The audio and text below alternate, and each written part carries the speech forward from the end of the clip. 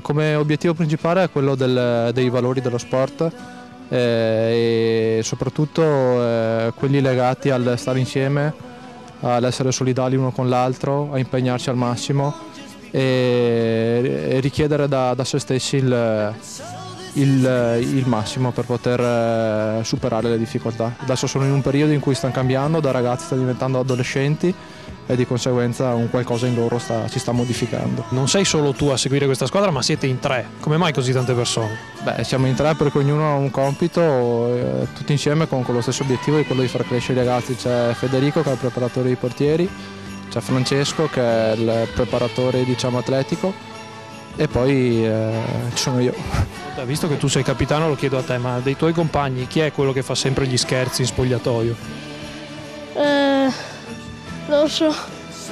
E dov'è Rosso? Glielo chiediamo allora.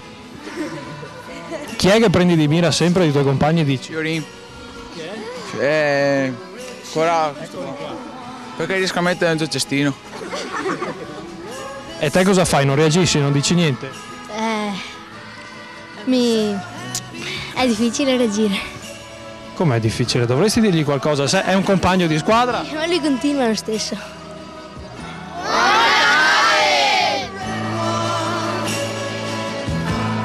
Sono ragazzi che già fanno tanti sacrifici per essere al Padova, si alzano presto, vanno a scuola, poi più delle volte mangiano in pulmino per venire agli allenamenti, dunque sono ragazzi che fanno già tanti sacrifici e li fanno, speriamo, per una buona causa e noi siamo qui per farli crescere.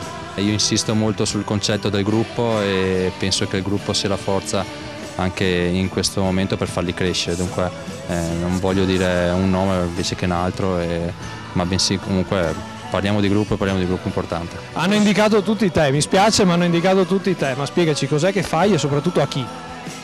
No, un po' tutti, un nome in generale. Quindi voi reagite ai suoi scherzi? No, reagiscono su di lui, è diverso. Come, gli scherzi li fai tu e reagiscono su di lui, poveretto? Devi prenderti le tue responsabilità. No, ma è una roba un po' sì, piacevole, però poi lui è quello che ci polemizza sempre. E perciò sempre.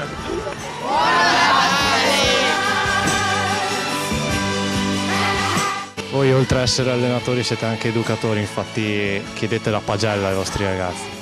Bisogna assolutamente, se non si fa fondo all'aspetto educativo non si può costruire un buon giocatore. Come vanno a scuola questi ragazzi? Adesso vediamo, tra un po' vediamo quando consegnano le pagelle, però non sono proprio fiduciosissimo, però insomma dai. Il campionato di ritorno cercheremo di riscattarci e di fare bene, di migliorarci.